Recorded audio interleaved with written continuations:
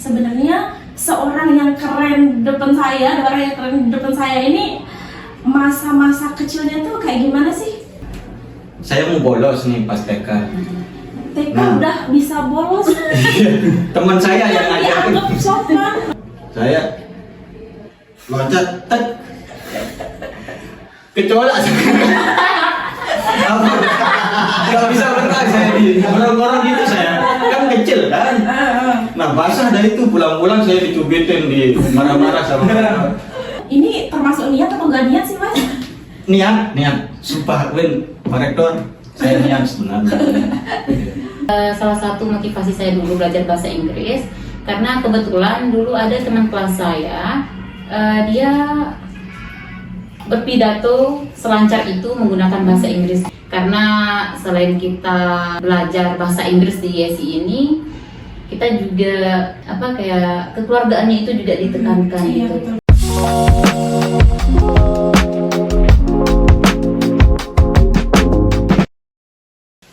Assalamualaikum warahmatullahi wabarakatuh. Hi Blarmis, welcome to ISI Talk. Talk more to know more. Here with me, Mbak Siti Hidayati. Well, di ISI Talk perdana kita kali ini kita kedatangan tamu yang luar biasa dan tentunya spesial, which is mereka merupakan orang nomor satunya ISI. Halo Miss. Halo. Mister. Halo. How's your life lately? It's running well. How about you? It's well done. Well done. Like stick ya? Ya, it's matang, intinya matang Iya. gitu. Betul. Sebelum kita ngomong lebih jauh, kayaknya nih Mister kita harus perkenalan dulu deh. Mulai dari Missnya terus Mister. Boleh. So let me first. Ya, Yang perkenalkan, nama saya Fatimah Akram Kasim. Saya berasal dari Lombok Tengah, lebih tepatnya di Desa Bonde. Dan jurusan saya Tadris Bahasa Inggris. TBI. Ya, TBI. Okay, how about you? oke. Should we use English? Up to you. Boleh pakai Indonesia. Let me introduce myself. Yes. My name is Muhammad Alfi Ramadan. I'm from West Sakra, East Lombok. Sakra Barat, Lombok Timur. Nah, itu dapat pokep nanti ya teman-teman yang nonton. Oke, betul. Saya juga dapat melihat ternyata di situ timur, pas itu barat. Ya, kalau sentral itu tengah. Ya. Lucu. Ya, jadi Menangkan dulu. Kalau boleh tahu nih, karena kita ISI Talk. Kalau boleh tahu jabatannya di ISI apa? Oh ya, kalau saya menjabat sebagai Presiden ISI periode yang sekarang 2023-2024, dan yang di samping saya ini, saya wakil beliau. ya, wakil saya, atau biasa dipanggil Vice President. Kalau gitu enaknya saya manggil Pres sama Vice saja kali ya. Ya boleh. Oke, kita mulai dari pertanyaan paling awal. Oke, tadi kan ini Missnya Presiden, ini Vice. Saya manggilnya Pres sama Vice ya. Okay, as a president and vice president, of course, member, especially a new member, knows you as a president, seorang yang wise, mungkin seorang yang bijaksana, seorang yang wow keren luar biasa gitu. Tapi saya penasaran nih, sebenarnya seorang yang keren depan saya, orang yang keren depan saya ini masa-masa kecilnya tuh kayak gimana sih? Apakah emang dari kecil udah sekeren ini, atau kecilnya mungkin nakal tapi makin dewasa makin gitu, makin well done kalau kata Vice. Gimana? Oke, kalau saya semasa kecil saya sebenarnya saya nggak tetap di satu tempat. Nah, jadi dulu masa kecil saya itu di Lombok Timur. Nah, tapi pas waktu saya kelas 3 SMP, karena ya keinginan orang tua, jadi saya pindah ke Lombok Tengah gitu, sampai sekarang. Ya. Dan saya SD-nya dulu itu lulusan di SDN 8 Jelaru namanya. Oh, I see.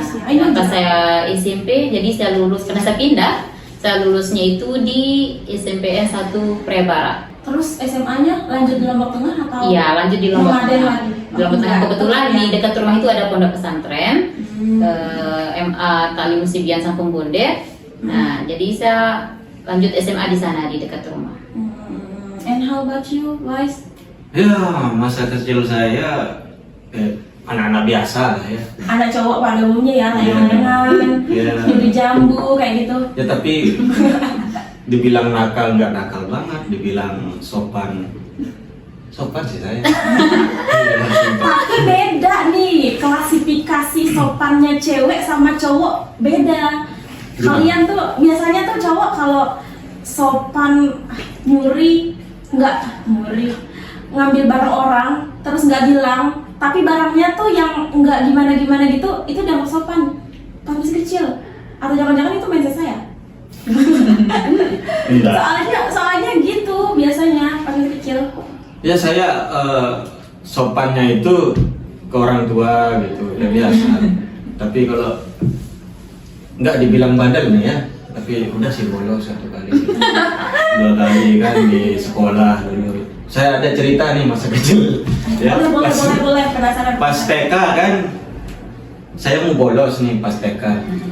TK Nah. udah bisa bolos. Teman saya yang ngajakin. Dianggap sopan. Teman saya yang ngajakin. Nah, di TK ini di belakangnya itu ada tembok besar kan, itu kita panjat. Nah, di bawahnya itu ada gorong-gorong. Kelapa apa bahasa Indonesianya kelapa? Itu sudah. Gorong-gorong ya. Nah, teman saya ini duluan, selamat. Saya loncat, kecolak. Gak bisa bertahan saya di gorong-gorong gitu, saya kan kecil kan. Nah, basah dah itu, pulang-pulang saya dicubitin, di marah-marah sama sampai hampir saya digorok itu mungkin. Gimana pulang-pulangnya? Gurunya nyariin atau gimana? Guru-guru nyariin. Terus? Dan Nggak di DO? dipanggilin, masa ada DO? Kayaknya itu akibat dari bolos kali ya. Mungkin azab ya. Tapi untung nggak masuk kontainer terus apa pusing-pusing gitu. Bahaya. Kalau Langsung viral. Kalau sampai kayak gitu kita nggak punya vice president. Mr. Betul-betul. Alfi Ramadan. Best terganteng. Iya, soalnya Iya, nggak ada emang. bahas lagi. Kalau dari pres gimana sih masa kecilnya? Ada sopan kah atau gimana kah atau mungkin gimana gitu? Boleh diceritain kalau yang lebih besar mungkin? Kalau saya sih, kalau di keluarga, saya itu dikenal pendiam orangnya. Nah, gak kayak di luar gitu pas lagi ngumpul sama teman. Nah, jadi kayak mungkin karena udah kebiasaan juga. Jadi kalau misalkan saya ngejokes di rumah itu kayak flat, I see. kayak bukan saya gitu. Padahal kalau di luar beda banget malah. Dia jadi presiden. Kebetulan saya juga kayak gitu. Kalau di rumah dikenal sebagai orang yang introvert, orang yang nggak pernah ngomong. Benar. Tiba-tiba pas kuliah, kebetulan Iya, saya lebih pas komunikasi. kuliah benar. Kok jadi extrovert? Tapi ya sudahlah gitu. Cukup menarik ya tadi Miss-nya introvert, terus tiba-tiba jadi presiden yang maksa harus ngomong sana sini, harus Benar. relasinya harus di sana sini. Tersiksa nggak? Maksudnya tuh kan secara personal you are an introvert, terus dipaksa jadi seorang yang extrovert. Tertekan kah atau ngerasa terpaksa kah ngerjain itu? Enggak juga sih, malah saya bersyukur gitu. Karena saya bisa melawan kebiasaan saya yang dulunya atau sebelumnya. Karena memang dengan mengikuti suatu organisasi itu sangat membantu kita menjadi seorang yang komunikatif gitu. Yang sebelumnya hanya sekedar untuk memperkenalkan diri, mungkin malu itu ngomong di depan orang. Nah, tapi setelah kita ikuti prosesnya, nah kita baru bisa rasain hasilnya gitu. Oh ternyata ini loh manfaatnya kita ikut ini, ikut itu gitu.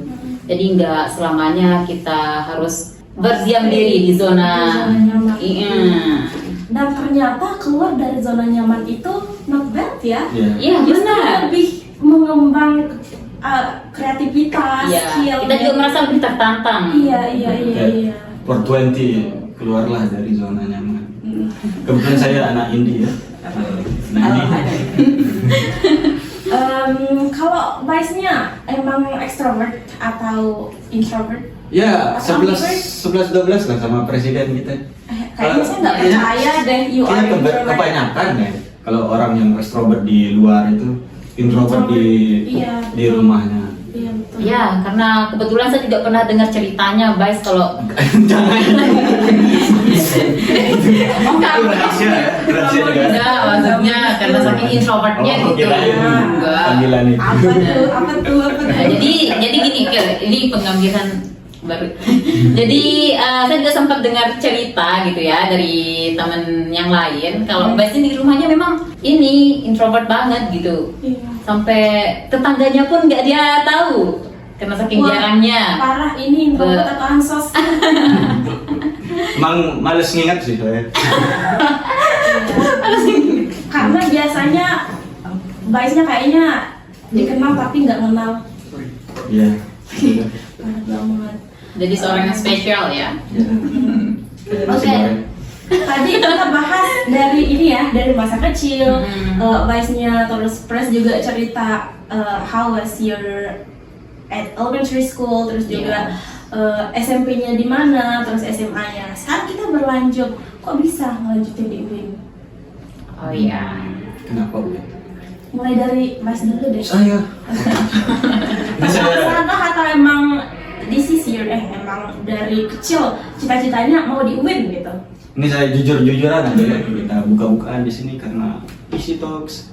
Oke, cuma di Yes Talk ya. Ya, biar ditahu semua orang.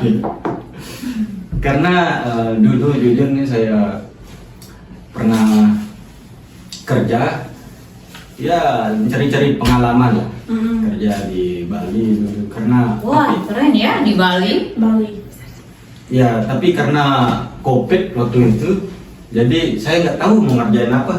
Akhirnya berhubung UIN lagi buka pendaftaran mandiri waktu itu, jadi saya coba-coba lah. Iseng ya. Saya coba-coba omongnya kata dia. Coba-coba lolos. Iya, Keren dong. terus untung IQ saya di atas, Alhamdulillah Di ya. atas rata-rata ya. ya di atas aspal. Di atas aspal kan tuh. Berarti emang awalnya ini termasuk niat atau nggak niat sih Mas? niat, sumpah Win, Pak Rektor, saya niat sebenarnya. Terus gimana? Oh nanti kita tanya lebih dalam. Gimana kalau Pak Pres? Kalau saya jujur aja, sebelumnya saya pernah coba sebenarnya daftar di universitas yang lain, tapi mungkin belum beruntung. Nah, jadi saya coba di Universitas UIN ini gitu. Nah, dan tahu-taunya pas saya coba, alhamdulillah lolos dengan ya jurusan yang diinginkan. Alhamdulillah ya. Ya, karena kebetulan TBI memang pilihan pertama saya waktu pemilihan jurusan. So, gimana kuliahnya so far? Sesuai nggak sama ekspektasinya sebelum masuk UIN? Ya, gimana ya? Karena memang setiap semester beda cerita Iya. dan ujian pun Iya. ujiannya pun itu bertahap-tahap. Kalau Vice-nya gimana? Apanya? Itunya. Ini gimana ekspektasinya? Ekspektasinya sebelum dan setelah masuk UIN? Oh iya, UIN ini bagus ya, kan ada UIN cantik juga. Nah, alhamdulillah. Salah, itu cowok ya. Ukti Kok memang. nggak ada? Makanya ada akun UIN cantik gitu. Kok nggak ada UIN ganteng? Ya mungkin karena Yang ganteng udah jadi cantik.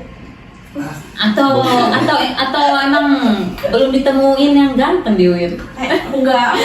Mereka emang kayaknya kegantengannya UIN perlu ditutupi. Yes. Biar cuma kita yang lihat. spesies langka. Iya. Seperti saya ini kan langka. Iya. Tapi terpaksa nih, mau nggak mau kita harus ngeliatin sosok ganteng ini. Masya Kita harus Allah. memperkenalkan sosok ganteng ini ke dunia. Ya kebetulan ada film Terlalu Tampan 2. Nah itu saya nanti minta. Oh iya. Jangan lupa ditonton ya. Tonton. Jangan lupa ditonton ya. Target penontonnya kira-kira berapa tuh? Sampai ke seluruh dunia. Ya, minimal ya. Oke, saya jadi orang pertama yang bakal nonton sih kayaknya. Tapi saya harus bawa orang yang ganteng beneran. Kan siapa lagi yang ganteng selain saya? Secara nggak langsung itu mode. Oke, tadi kita bahas apa ya? Sampai mana ya tadi? Nah, sampai alasan masuk ini. Iya, BTW.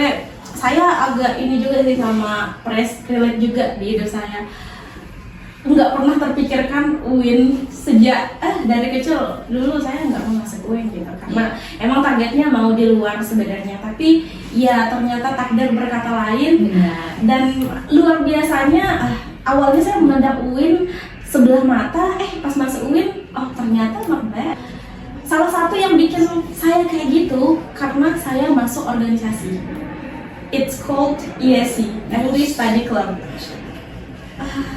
Kayaknya nanti saya nanya deh, kok bisa masuk ESC? Oh, iya. Mulai dari press, terus Saya? vice. Oke.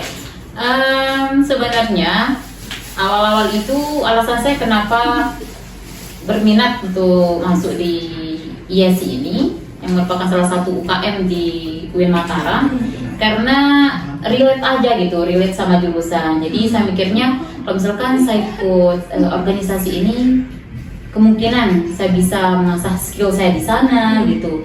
Jadi banyak ilmu yang bakalan saya dapatkan selain ilmu perkuliahan gitu. Itu sih awal mulanya dulu. Oh, berarti ini press dari MA atau dari sekolah sebelum masuk universitas emang udah ada basic bahasa Inggris, atau pure mulai belajar bahasa Inggrisnya itu di ISC? Dulu sebelum kuliah saya memang pernah mengikuti beberapa kursus, karena siapa yang nggak tahu betapa pentingnya gitu belajar bahasa Inggris ini di era yang sekarang. Bahasa ini memang sangat dibutuhkan untuk kita semua khususnya. Nah, jadi itu tujuan saya dulu sebelum kuliah. Sebenarnya pertama kali belajar bahasa Inggris dan mengikuti kursus itu sejak SMP. Jadi itu berkelanjutan. Karena saya pengen bisa, karena saya nggak mau jauh dari teman-teman yang lain. Karena itu sebenarnya salah satu motivasi saya dulu belajar bahasa Inggris. Karena kebetulan dulu ada teman kelas saya, dia berpidato selancar itu menggunakan bahasa Inggris di depan orang banyak.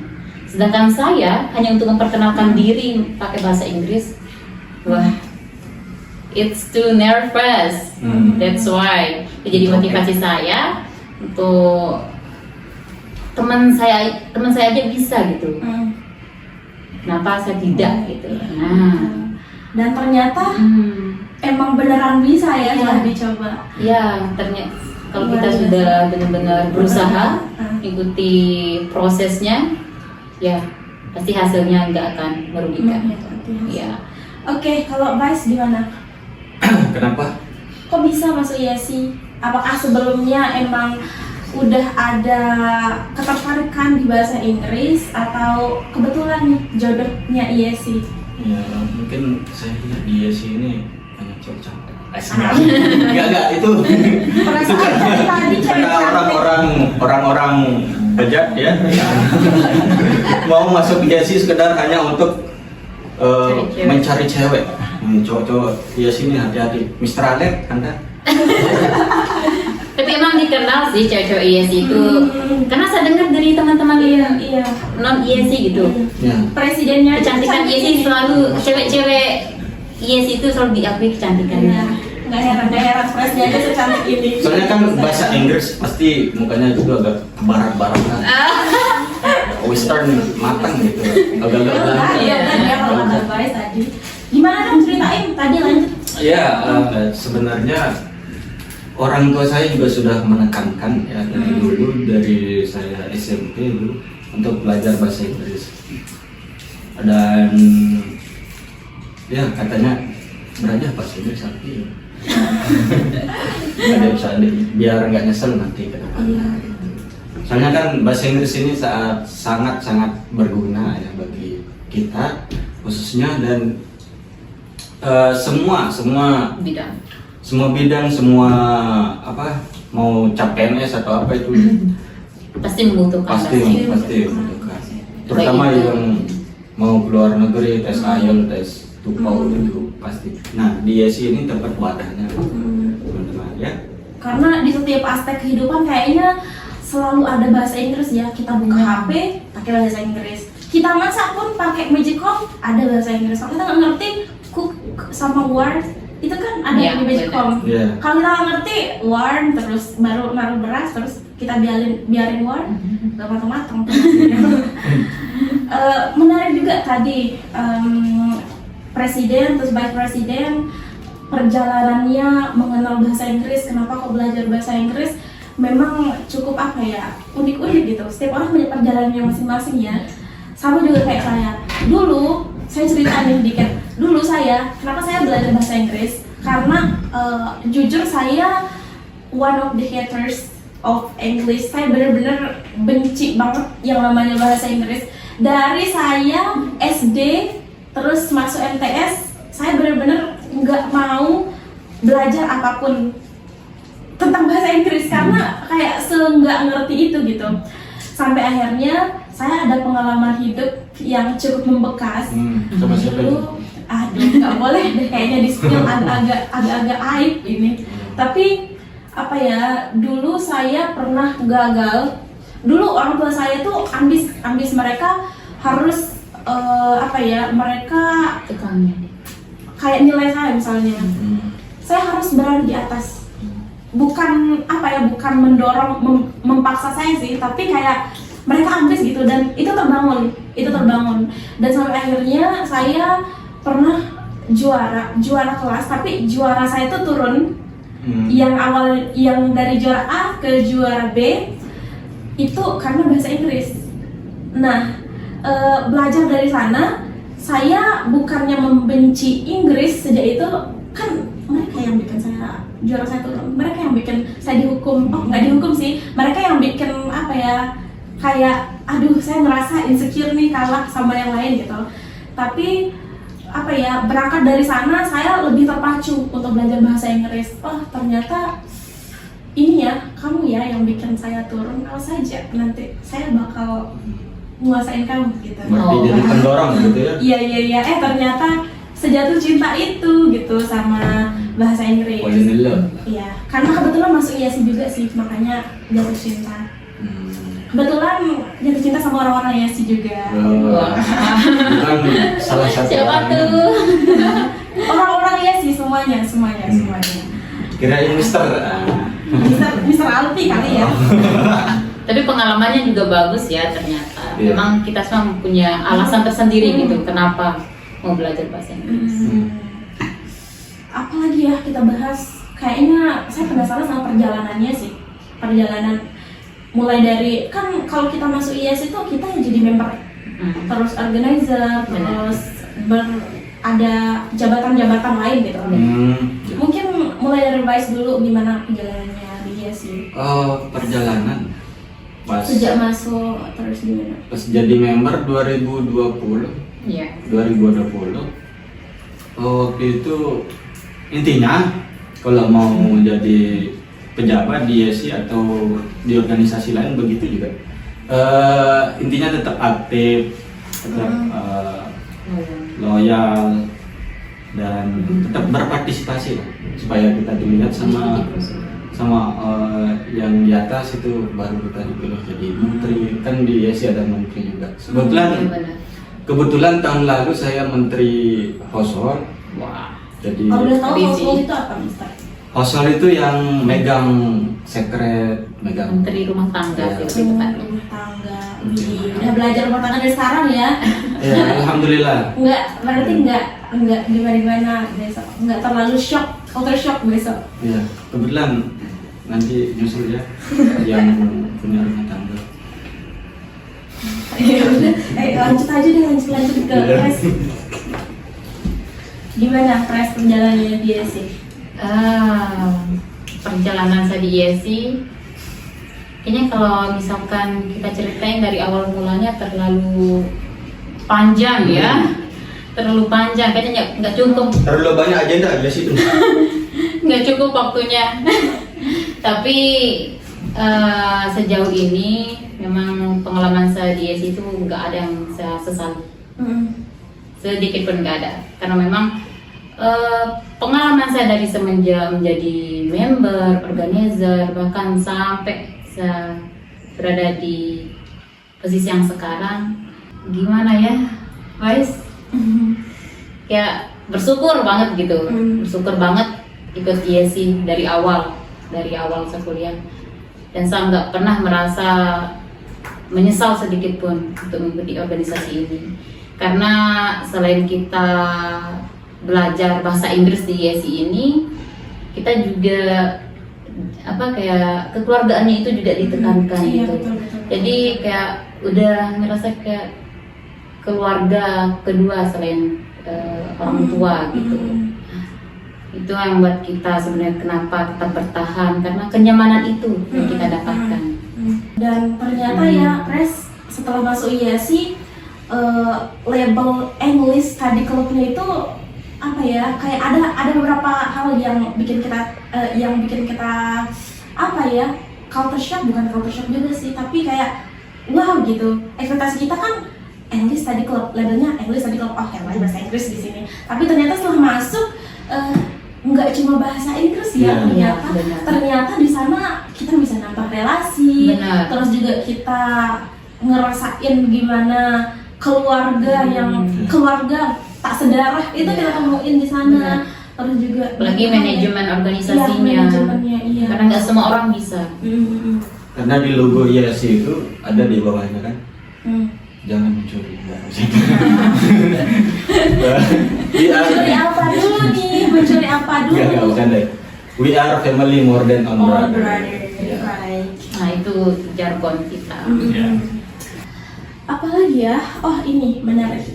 Salah satu hal yang saya sejak Pres menjabat sebagai presidennya ISI. Satu, Kok bisa sih jadi presiden? I mean as a girl, kita tahu lah orang-orang kalau kita membahas tentang pemimpin, pasti yang ada di pikiran orang-orang kebanyakan orang itu cowok. Iya, setuju? Iya. Pres, setuju? Pres? Ya, Imam sholat cowok. Iya, kalau itu memang udah syariatnya emang Kodratnya. gitu. Iya, balik lagi kita ke ini, kok bisa jadi presiden padahal cewek gitu. nah seperti yang disampaikan sebelumnya, karena saya mau membuktikan gitu. Saya mau membuktikan bahwa nggak selamanya seorang wanita posisinya nggak bisa jadi seorang pemimpin. Gitu. Iya. Meskipun kita wanita, bukan berarti kita nggak bisa jadi seorang pemimpin. Karena itu kesetaraan gender lagi-laginya, bukan kodrat seorang wanita yang harus masak dan harus standby di dapur, Harus bukan. ada di bawah Kalau ya. itu memang udah kodratnya. Tapi kalau menjadi seorang pemimpin di suatu instansi atau apapun itu, seorang wanita dan laki-laki itu setara, ya. Iya, betul setuju. Nggak harus cowok gitu. Iya. Dan wanita pun bisa gitu. Jadi buat kalian jangan gitu ya mindsetnya, meskipun Iya. cewek nggak apa-apa, menjabat aja. Meskipun orang-orang memandang sebelah mata, kan yang membuktikan hasil kerja kita. Ya, Benar. betul, Vice? Oke, kalau Vice sendiri gimana? Kok mau jadi Vice? I mean kita tahu ya beban seorang wakil presiden itu nggak jauh berat juga sama presiden gitu. Kok mau jadi sukarela jadi vice president? Ya, karena yang pertama emang saya mau mencari pengalaman yang lebih, supaya nanti kedepannya saya dapat dipermudah sama Allah Ta'ala. Udah, ya udah kita lanjut aja kali ya ke pertanyaan selanjutnya. Selama menjabat, challenge-nya itu apa sih? Kayak apa ya? Kayak kan sebagai seorang presiden dan seorang vice president, of course banyak kesibukan di organisasi, banyak tanggung jawab di organisasi, entah itu manajemen atau apapun itu gitu. Yang tentunya tanggung jawabnya itu bukan tanggung jawab yang ringan. Gimana? Terganggu nggak kehidupan pribadinya? Nah, terganggu nggak kuliahnya juga gitu? Kan harus tetap aktif nih di organisasi. Benar. Gimana, Pres? Kalau saya pribadi sendiri, ini sebenarnya suatu hal yang buat saya makin semangat gitu. Keinginan saya makin besar untuk membuktikan ke mereka yang nggak tahu kesibukan kita saat berorganisasi, yang selalu underestimate kita. Kayak kalau misalkan kita aktif di organisasi, terus kita bakalan abaikan akademik kita. No. Semua itu sebenarnya tergantung sama diri kita sendiri. Gak bisa kita menyalahkan organisasi kita, gak bisa. Dan saya sangat keberatan kalau misalkan saya mengabaikan akademik karena mengatasnamakan organisasi saya sendiri gitu, atau menyalahkan organisasi saya sendiri gitu. Enggak, karena semuanya memang lari ke diri kita sendiri. Nah, dan saya mau membuktikan omongan mereka itu nggak benar. Kalau ternyata meskipun aktif di organisasi, kita bisa juga loh tetap aktif. Iya benar, kita juga bisa selesai tepat waktu. Iya, karena hasil yang akan bersuara gitu. Iya. Ya meskipun mereka mikirnya ya, apalagi posisi yang sekarang kita jadi ketua, pasti gak bisa selesai tepat waktu, pasti akademiknya diabaikan, ditinggalin. No, sama ya, balance ya. Mungkin orang-orang yang udah tahu pencapaian saya sampai saat ini, mereka ya tahu lah ya. Mungkin teman-teman ISI juga tahu semua. Karena sebenarnya saya ingin membuktikan gitu ke orang-orang, lebih ke keluarga. Nah keluarga memang lebih takut gitu. Saya nggak bisa selesai tepat waktu karena memang ditahu sebagai ketua atau sebagai presiden di ISI gitu. Bukan berarti kita aktif di organisasi, kita menjabat sebagai jajaran atasnya, bukan berarti kita nggak bisa gitu.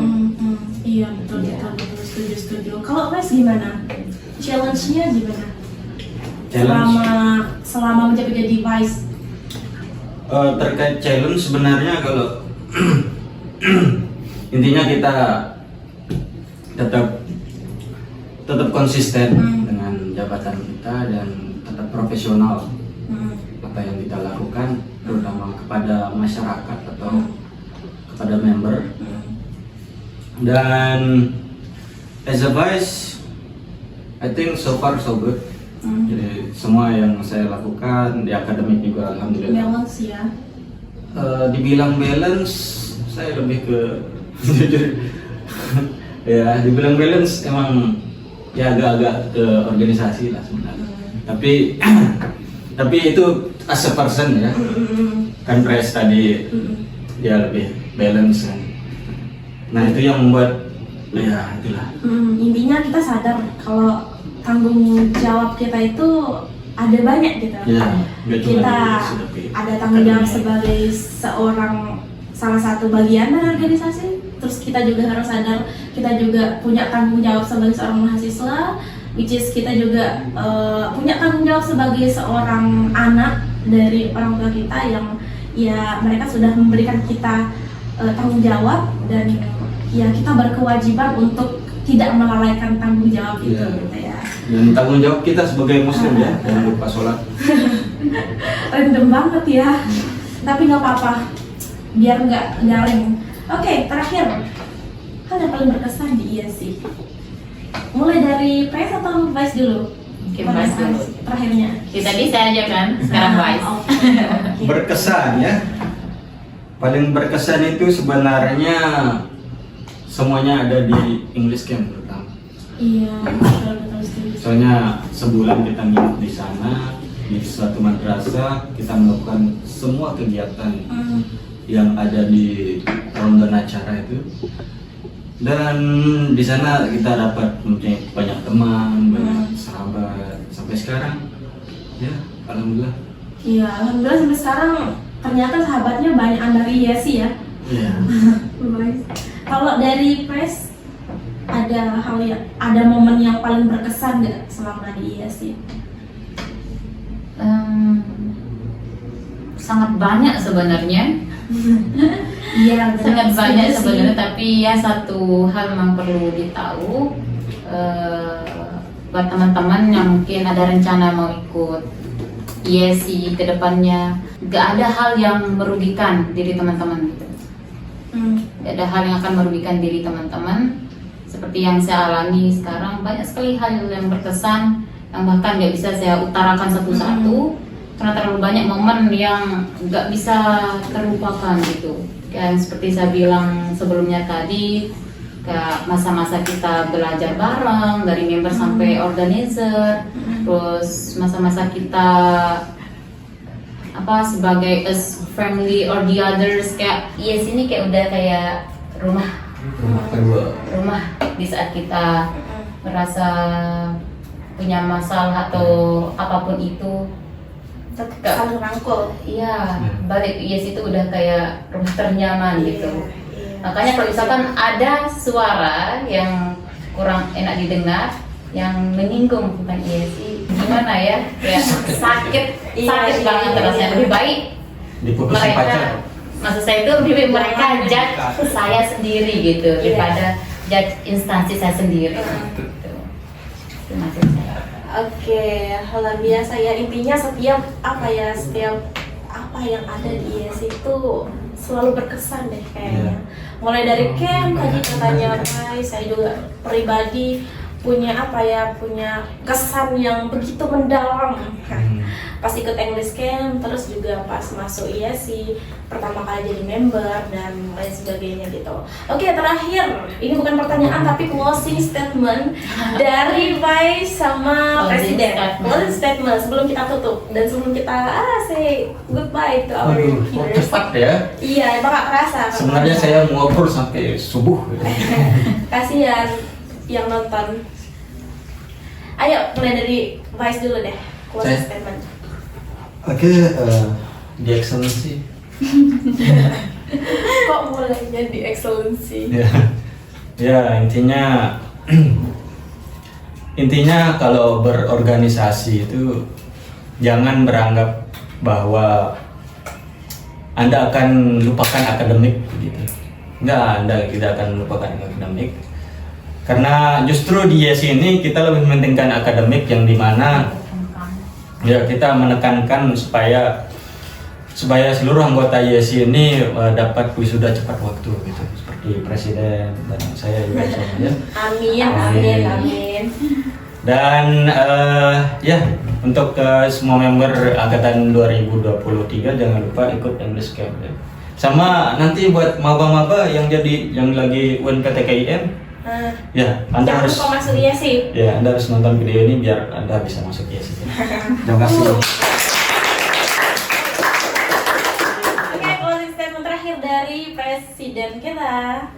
Oke, kalau saya pribadi nggak jauh beda sebenarnya sama yang disampaikan sama Vice, dan tetapi pesan saya tentunya pada teman-teman baik itu yang sekarang masih menjabat sebagai anggota maupun pengurus, intinya apapun yang kita kerjain, apapun yang kita laksanain itu jangan pernah sesali hal itu. Karena pengalaman itu yang penting. Dari pengalaman itu kita bisa belajar, kita bisa evaluasi diri gitu. Jadi intinya ikhlas dah kerjain apapun itu. Apapun gitu. itu. Ya, dan itu memang hal pertama yang saya dapetin di IESI ini gitu. Ikhlas. Orang gila mana gitu yang rela mau mengorbankan waktunya untuk belajar maupun untuk ajarin anak orang tanpa ada bayaran. Iya, itu maksud saya. Jadi intinya apapun yang kita lakuin itu kita ikhlas, lakuin semuanya, karena nanti pasti ada aja hal yang buat kita bersyukur dan gak nyesal lakuin hal itu gitu. Pasti ada aja hal-hal yang menyenangkan di luar. Mungkin itu aja dari saya. Iya. Tidak terasa kayaknya udah hampir sejaman atau berapa jam nih kayaknya kita ngomong 2 jam. gimana ya.